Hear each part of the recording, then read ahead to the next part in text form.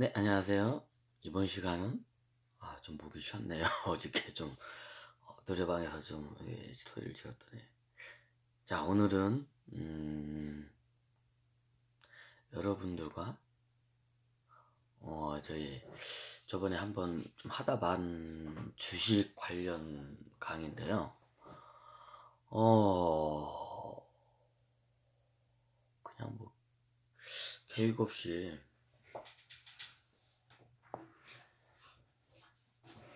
그냥 이제 어떻게 뭐부터 시작해야 할지 이거를 잘 모르겠는데 적어놓은 게 어디 있냐. 그렇구나. 이번 시간은 주식의 유상증자와 시비 발행에 대해서 한번 우리가 알아볼게요. 이게 유상증자가 뭐냐, 시비 발행이 뭐냐. 이제 이게 보면 이게 어렵잖아요. 유상증자. 그리고 그냥 감자도 있고 뭐 그죠. 자, 쉽게 말해서 어떤 회사가 있어요. 근데 이 회사가 조그만해요. 왜 조그만 회사로 하냐면요, 조그만 회사를 먼저 여러분들이 이해하게 되면 커다란 이런 삼성전자나 이런 글로벌 회사의 주식에 대한 기본적인 개념이 잡힙니다. 보통 우리나라 큰 회사들은, 대기업들은 총 발행한 주가 1억 주 이상을 대부분이 다 넘겨요. 어마어마하게 찍어냈죠. 우리 대한민국 국민에다 한 사람당 한 명씩 줘도 괜찮아요. 저도 하나씩 주고도 남을 정도로 많이 찍어냈습니다. 자, 그러면 왜 유상증자와 시비 발행이 왜 이게 우리가 그 회사의 종목을 분석하는 데 있어서, 주가를 분석하는 데서 왜 중요한지 한번 그거에 대해서 설명을 드리겠습니다.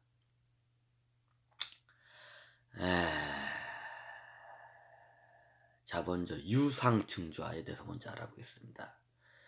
유상증자란 간단하게 말해서 지금 현재 발행한 주식수가, 예를 들어서 이 회사가 100주를 발행했어요.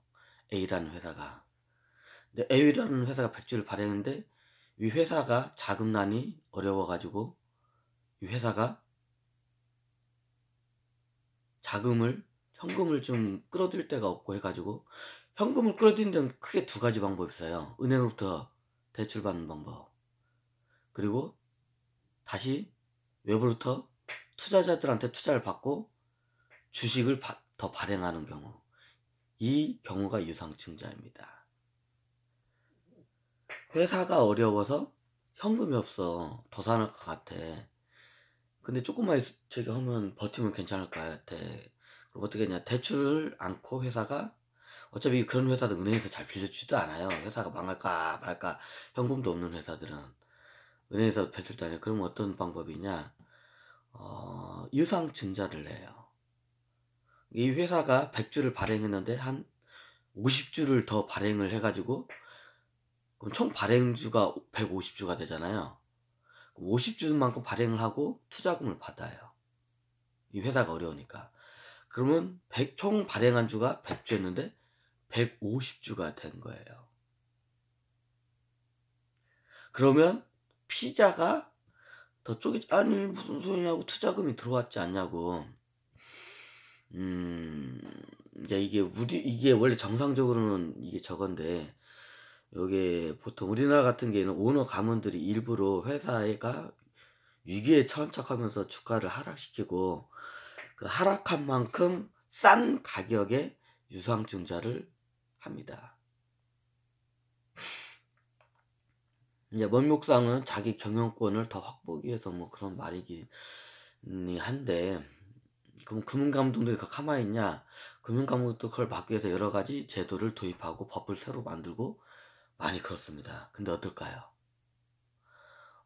머리가 좋아가지고 또 새로운 방법을 많이 해요.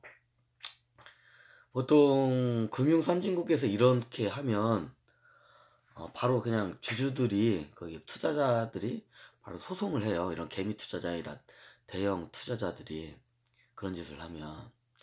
자, 이제 유상증자라는 거는 그 회사가 발행한 주식에 먼저 포커스를 둬야 돼요.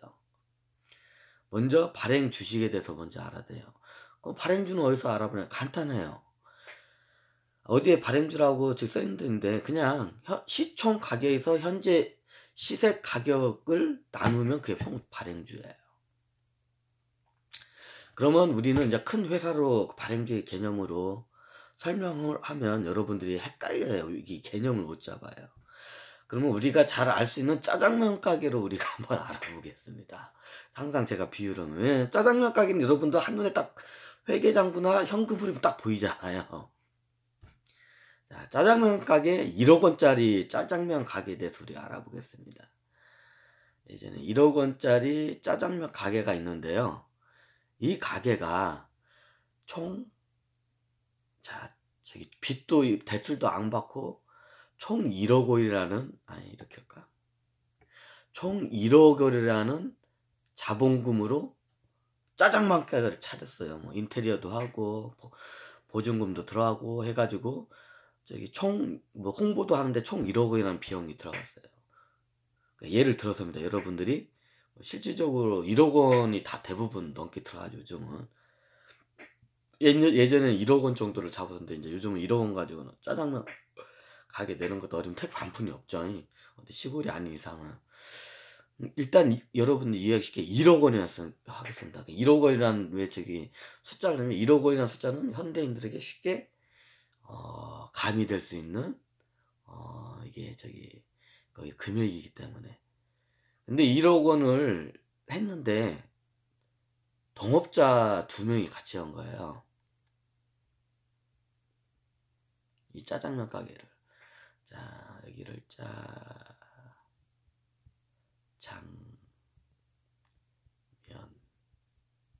가게. 짜장면 가게도 엄연히 회사예요.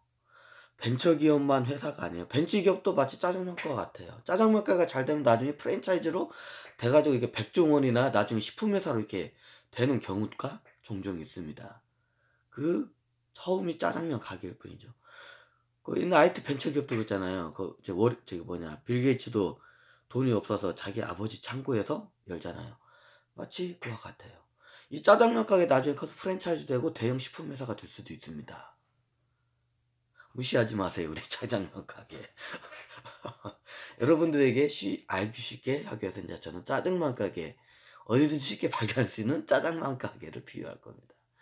그러면 짜장면 가게는 짜장면을 팔아서 돈을 범죄기 팝니다. 여기는 짜장면 전문점이기 때문에 짜장면밖에 안 팝니다. 근데 동업자예요. 2명이서 동업을 해요.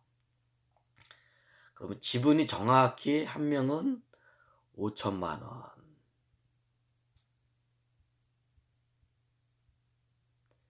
제가 좀 글씨를 못 써도 이해해 주시기 바랍니다. 이게 5천만 원. A라는 사람이 5천만 원, B라는 사람이 5천만 원. 각각 반반씩 돼서 둘이 동업을 해서 짜장면 가게를, 한 사람은 주방을, 한 사람은 저기 홀을 한 사람은 저기 그 경영을 맡고 한 사람은 주방을 맡았어요. 이렇게 A라는 사람은 경영을 맡고 B라는 사람은 주방을 맡았어요. 각각 돈도 적고 각각 자기가 잘하는 부분이 틀려요. A라는 사람은 경영을 잘하고 B라는 사람은 저기 짜장면을 잘 만들어요. 그래서 각각 50대 50으로 5천만 원을 해서 투자를 했어요. 그런데 가게가 잘 안 돼요.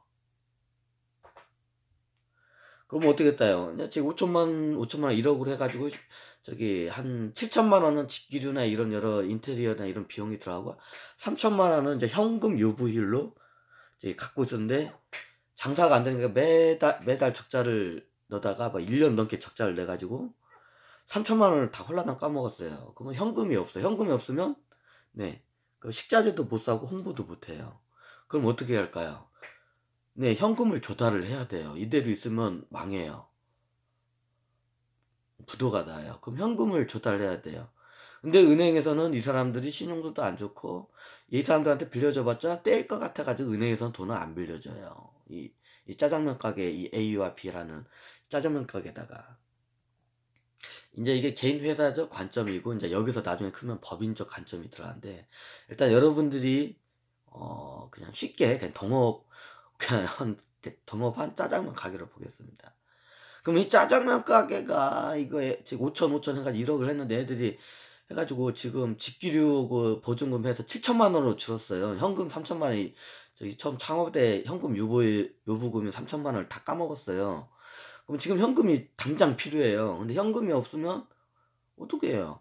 저기 망해요. 저기 식자재도 못 사고 홍보도 못 하고 뭐 전기료도 못 내고 가스금도 못 내요. 근데 적자는 매달마다 계속 가고, 다 이번 달 마치 1년 동안 적자를 냈으면 다음 달도 적자 낼게 자명하잖아요. 그럼 지금은 목표는 적자를 최대한 조금씩 줄여가서 흑자로 전환하는 게 목표예요. 뭐 대박을 터뜨리는 게 목표가 아니라, 이 짜장면 가게는. 그럼 이 돈이 없어요. 현금이 1년 넘도록 해가지고 그 3천만 유보금 다 까먹었어요. 그렇다고 뭐 집기료나 뭐 보증금을 빼가지고 현금화가 될 수가 없잖아요. 뭐 저기 뭐냐 그 홀에 있는 뭐 저기 탁자를 팔아가지고 보면 손님을 어떻게 이제 받아들이겠습니까? 장사 자체를 못하죠. 주방에 있는 주방 용품을 이제 팔면 짜장면을 못 만들잖아요. 팔 수가 없어요. 현금을 조달을 해야 돼요. 그럼 대출은 안 해주세요, 은행은. 그럼 이렇게 그대로 가면 망해요. 자, 이제 그럼 어떻게 하면 될까요? 예, 저기 뭐냐, 이게 진짜 짜장면 가게에서 이런 일이 되지 않으라고 그냥 대부분 문을 닫아요. 근데 이제 이런 회사 같은 벤처기업이나 이런 신생회사 같은 경우는 어떤 저기 방법을, 비상증장 회사 같은 게 어떤 방법을 택하냐?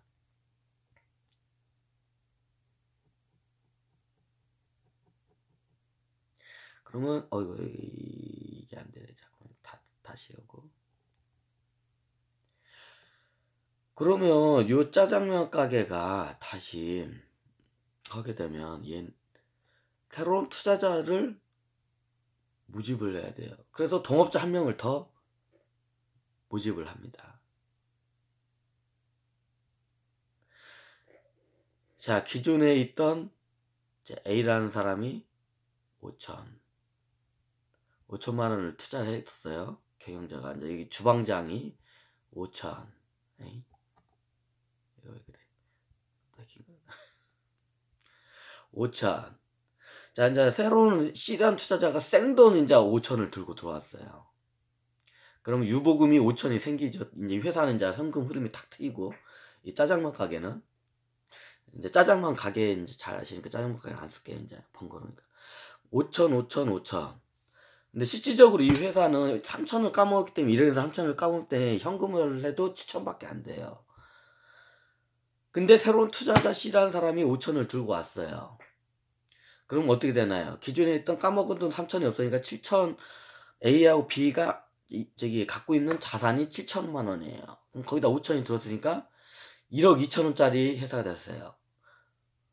이 회사를 팔면 집기료나 이런 보증금을 다 처분하면 7천을 뺄 수가 있어요.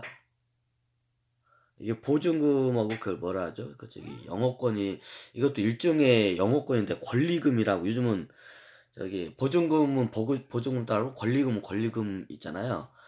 권리금이 일종의 영업권하고 같아요.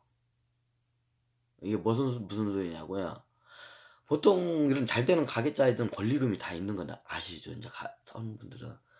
근데 권리금은 회계장부에다 넣기가 참 그래요. 이게 마치 영업장부 같아요. 권리금 나중에 따로 팔 수도 없어요. 근데 나중에 나가가면 같이 이제 다른 직기 이런 거 팔면서 직기류나 이런 거 보증금 빼면서 이제 권리금을 다른 세입자한테 받은 게 그 권리금이라고 해요. 이거를 이런 상장 회사들은 그거를 영업권이라고 해요. 그걸 영업권을 얼마 주고 팔았다 뭐 이런 말이었잖아요. 근데 영업권이라는 건 회계장부에 들어갈 수가 없어요. 권리금도 마찬가지예요. 내가 영업권에 대해서는 설명을 하려고 했는데 여기서 적절한 비유가 나왔나요? 권리금이 마치 영업권이에요. 그럼 뭐 저작권이나 뭐 로열티 뭐 그런 거 저기 특허권하고 같냐? 그거는 틀려요. 특허권은 자기에 대한 그 법적인 보증을 받는데 영업권이란 건 그런 게 없어요. 일종의 영업권이 뭐냐면 자기 나발이에요. 건달들이. 건달들이 이거 내 나발이야. 너 니들 들어오면 죽어. 이제 나발이 가지고 싸우잖아요. 건달들도 먹고 살아야 하잖아요. 그럼 걔들도 나발이에서 새를 뜯어내야 돼요. 그럼 그 나발이가 영업권이에요. 근데 영업권을 누가 법적으로 보증이냐? 나발이를 보증을 안 해줘요. 보장을.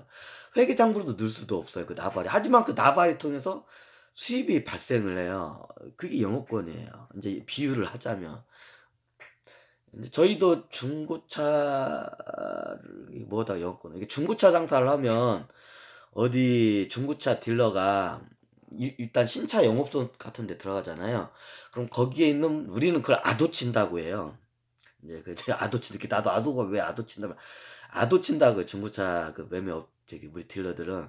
그럼 중고차 딜러가 한 명이 우리가 이제 가면 그 저기 새차 신차 영업소 있잖아요. 그럼 거기서 손님이 중고차를 거기다 팔고 이제 저기 새 차를 사가면 그 중고차를 처분해야 할 거 아니에요.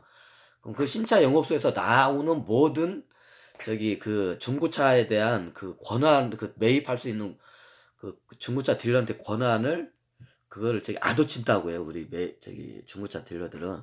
그게 영업권이에요. 그럼 그 영업권을 쥐기 위해서 어떻게 하냐면 보통 요즘은 이제 이렇게 많이 없어졌는데 경쟁이 많이 심해져가지고 예전에는 중고차 딜러가 한 5천만 원 정도를 그 영업 이런 거 좀 예민한가? 그 영업 그 지점장이라고 죠. 대리점장이나 지점장이라고 그죠. 대리점이면 대리점장이고 지점이면 지점장이야. 지점장한테 5천만 원을 줘요. 일종의 그 저기 권리금은 똑같아요. 여기 이 영업소에서 나오는 모든 중고차는 나한테 줄 수 있는 권한을 부여받는 건 이때 그 저기 그거를 갖다가 5천만 정도를 줘요. 그게 이제 보통 5천이라고 하더라고요. 이제 1억은 겁나게 이제 저기 물량이 많이 나오고 좋은 자리나 1억이 넘지. 보통 통상적으로 5천으로 이제 거래가 많이 되거든요. 그러면 5천만 원 주는데 이거는 모여서 팔 수도 없어요. 그냥 영업권이에요. 근데 5천 원만 원을 그 지점장이나 한테 줌으로써 지점장 그걸 뭐냐? 그건 저도 몰라요. 지점장이 어떻게 하는지. 아무래도 이제 자기 그 영업하는데 뭐 쓰거나 뭐 그렇겠죠. 뭐 그것까지는 제가 모르고요. 일단 줘요. 그럼 5천만 원 주고 오면 약속이 한 거예요. 지점장하고 이 저기 영업소에서 나오는 모든 중고차는 내 딜러한테 뭐 그러면 딜러 입장에서는 그게 그 영업권을 그 산 거예요. 이 저기 신차 영업소에서 나오는 중고차 그 저기 나오는 그걸 갖다가 저기 이게 어디서도 많이 하냐면 우리가 아파트 잘 많이 사시잖아요. 그러면 재활용 같은데 그 수거하는 업체들도 있잖아요. 똑같아요. 이제 여기 가면 재활용 업체들 다 난리 날 건데 다 기본적으로 이렇게 기본적으로 다 뒤에서 리베이트와 이제 이런 저기 저희 경우 똑같아요. 이제 그럼 거기에 대한 그 결제권을 갖고 있는 사람한테 이제 큰 영업권 이제 그 돈을 주게 돼 있어요. 이게 어디든지 다 똑같아요. 그럼 그게 자체가 영업권이 돼 버려 그냥. 그럼 거기서 나오는 재활용 용품이나 거기서 나오는 중고차는 다 그 업자가 한테 갈 수 있는 그 약속한 거 갖다가 이제 뭐 정식으로 뭐 그렇다고 해서 뭐 계약서 쓰고 그런 거 없어요. 그거는 불법이니까. 그냥 저기 암암리에 뭐 계약서 같은 건 안 쓰고 그냥 뭐 저기 뭐 수표 비슷하게 영수증 비슷하게 이렇게 쓰긴 해요. 근데 그게 법적 효력은 없어요. 그냥 서로 간에 이제 약속이지. 이게 일종의 영업권이에요. 우리 중고차 딜러서 통용을 해. 요즘은 이게 많이 안 돼. 예전에는 많이 그랬어요. 5천만 원을 주잖아요. 그럼 차가 하나씩 나와요. 그러면 그때마다 이제 리베이트가 별도로 또 나가요. 차 한 대가 나올 때마다 예를 들어 뭐 티쿠가 나왔을 때와 에쿠스가 나왔을 때가 BMW나 벤츠 뭐 그 저기 고급 스포츠카 슈퍼카 나왔을 때고 틀리겠죠. 당연히 리베이트 크기가. 이제 그에 따른 리베이트는 별도로 이제 지불이 돼요. 딜러가 그 저기 영업사원한테. 그 전체적인 건 무조건 이제 그거를 한 걸 약속을 이제 지점장하고 한 5천만 원을 주면서 약속을 해요. 이게 영업권이에요. 이게 그리고 우리가 잘 알고 있는 권리금이라는 건 많이 들었잖아요. 이게 이런 짜장면 가격이 권리금이에요. 권리금이 일종의 영업권과 같아요. 근데 회계장부가 넣을 수가 없어요. 이거는 팔 수가 없어. 그 회계장부터 이거 넣었다가 나중에 이거 쇠고랑 차. 이건 불법이기 때문에. 우리 같은 경우에는. 그렇잖아요.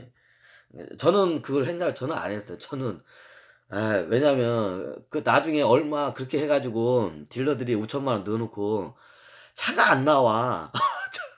5천만 원 줬으면 뭐가 차가 나와야지 안 나와. 뭐 약속을 지점장하고 약속을 했지 거기 각각 딜러 거기 있는 저기 신차 영업사람들하고 다 약속한 건 아니잖아. 신차 영업사람들이 가격이 안 맞잖아. 딴 데로 그냥 빼 돌려요 그냥. 지점장 이거 보고 필요 없어. 예를 들어서 내가 거기다 5천 원 넣고 했는데 이거 1,000만 원에 가져가겠습니다 하는데 다른 데에서 제가 이걸 1,050에 가져가겠습니다 하면 그럼 예를 들어서 우리는 통상적으로 리베이트가 한 20만 원이 그냥 기본이에요. 그러면 자, 이게 팀차 영업사원 입장에서 생각을 해봐요. 내가 1,000만 원 주고 리베이트 20을 줘. 그럼 1,020에 저는 이게 적어놓은 건데 1,020이야. 근데 뭐 리베이트 없이 1,050에 어떤 사람이 딜러가 딴 데서 가져간다고 30만 원이 더 이익이야. 그러면 심차 영업사원이 거기다 넘기지 저한테 넘기겠습니까? 저는 참고적으로 그걸 안 했습니다. 그러면 약속한 5천 원 주고 약속을 해서 넣었는데 차가 안 나와. 왜? 지점장하고 약속을 했지 그 영업사원들하고 약속을 한 건 아니거든요. 이제 이런 경우가 생겨서 저는 그걸 안 해요. 그렇게 가지고 그럼 나중에 그 돈 안 나오니까 5천만 원 그거 되살려 받냐? 그렇지가 않아요. 그건 그냥 거의 대부분 떼요. 그게 안 되면. 그래서 이제 이게 좀 뭐 아니면 도예요. 안정적인 이제 저기 그 거래선을 하기 위해서 울며 겨자 먹기로도 이제 딜러들이 중고차 딜러들이 많이 하는데 그걸 많이 띄어요. 왜냐면 그 지점장하고 약속을 한 거지 그 영업업소에 있는 신차 영업소에 있는 그 신차 딜러들하고 우리가 약속한 게 아니잖아요. 그럼 딴 데 더 많이 준다는 걸 우리가 뭐 어떻게 그거를 그렇다고 우리가 1,050을 주고 그 리베이트 20까지 더 줄 수가 없어요. 우리가 보통 1,000에 이거를 띄워오고 20만 원을 태우잖아요. 그러면 그 차는 보통 우리가 한 1,150에 봐요. 그러면 대부분 1,150에 파냐? 못 팔아요. 잘 팔아야 1,150이고 못 팔으면 1,000만 1,100 언저리에 팔아요. 보통 그 정도에 팔리게 돼요. 그러면 1,050에 리베이트 20까지 해가지고 그러면 1,070에 가져오면 답이 안 나와요. 이게 그러니까 나중에 이게 안 돼요 이게. 그러면 울며 겨자 먹기로 그 저기 지점장한테 준 그 저기 그 아도 비용 같은 그 저거를 영업권 비용 지불한 거 있잖아요. 그걸 일종의 보증금적인 성격이에요 이게. 근데 나중에 못 받아요 대부분 이거는. 이제 막 줬는데 차 한 대가 안 나와. 그러면 따져가지고 다시 달라고 하면 받을 수 있는 명분인데 좀 오랫동안 거래하다가 어느 정도가 차 안 나오면 이게 좀 그게 하기가 좀 그렇거든요. 왜냐면 지점장도 5천 원을 주고도 얘가 이걸 통해서 매덕 번 거 얘네도 다 이걸 계산 다 때려요. 칼같이. 차 한 대 이 정도 팔면 얼마 남는 거 다 귀신같이 알아요. 그러면 보증금 5천 원 받았는데 오랫동안 거래만 얘가 한 1억 이상 벌었다 싶으면 안 줘요 얘네들도. 이게 이런 게 좀 가불관계가 이런 게 있어요. 그래가지고 저 같은 경우는 이걸 절대로 거래 안 해요. 왜냐면 이거 5천도 못 건지고 떼인 딜러들이 겁나게 많아요. 이제 영업권이라고 저건데 그래서 저는 이걸 절대로 거래를 안 해요. 그래서 저는 신차 영업소 할 때 지점장을 절대로 안 만나요. 이제 제가 어느 정도 업소 신차 영업소하고 들어오고 몇 명하고 이렇게 하잖아요. 그러면 지점장이 불러요. 어이 어이 장원 씨 나한테 차도 한 번도 안 주냐고요 지점장. 자정 씨, 그러면 나한테 뭐냐 보증금 5천 그 줘야 하는 거 그 관례인 거 알지? 줘야 하는 거 아니냐고 하면 이제 저는 그때부터 그냥 그 영업소 떠나요. 그냥 여기 아니고 또 딴 데로 간다 하고 그렇다고 해서 뭐 여기서 싸게 주는 것도 아니고 근데 그 얘기 나오면 그냥 거기 영업소에 있는 사람들 다 소를 때 어떻게 소를 때냐 가격을 싸게 예전에는 가격을 높게 측정을 해주다가 가격을 그냥 겁나게 싸게 줘요. 그냥 주지 말라고 그냥 대놓고 그냥 하고 저는 거래선을 끊어버려요. 그냥 그거 옛날 그거 해가지고 신차 영업소들한테 중고차 딜러들이 막 5천만 원씩 그 보증금 넣어놓고 못 찾아요. 나중에 대부분은 띵 경우를 너무 많이 맞기 때문에 저는 아예 그냥 그런 소리가 지점장한테 나온다 한 어느 정도 거래하면 지점장이 와가지고 이렇게 불러가지고 그 얘기를 해요. 더 거래하고 싶으면 나한테 이게 그거 알아서 하라고 저기 보증금 5천 바치라고 그러면 그럼 안녕히 계세요. 5천 거의 그냥 거래선 끊어버려요 그냥. 제가 그런 걸 잘 못하고 그걸 해가지고 보증금 날는 중고차 딜러들 겁나게 많이 받기 때문에 제가 그 절대로 그걸 안 해요. 왜냐면 이걸 왜 하냐면 권리금도 똑같아요. 그럼 이 짜장면 가게가 장사가 잘 되잖아요. 그럼 권리금이 올라가요. 근데 짜장면 가게가 들어갈 땐 권리금이 비싸게 주고 들어가는데 이 A와 B라는 사람이 잘 경영을 못하면 권리금 값이 떨어져요. 권리금 값이 떨어져요. 자, 그러면 C라는 사람이 들어오고 이 C라는 사람이 5천을 들고 이제 하면서 이제 이게 통상적으로 이렇게 일어나요. 그러면 지분이 3개로 되겠죠. 3분의 1로 갈려지죠. 그러면 회사로 따르면 지분 주식을 3개를 발행한 는 거예요. 3명이서.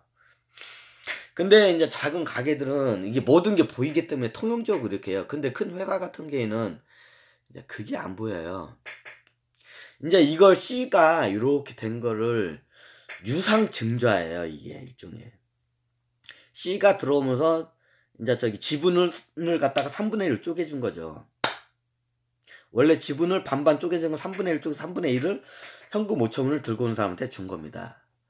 이제 이게 우리가 알고 있는 통상적인 이게 상식인데, 근데 이제 복잡한 금융 세상에서는 이게 사람들이 이걸 감지를 잘 못해요. 감지를 못하니까 이제 사기가 일어나요. 자, 어떻게 사기가 일어나는지 이제 우리가 이제 천천히 보겠습니다. 자, 여기서 우리가 짜장면 가게 얘기를 통해서 이제 비유를 해서 한번 봤습니다.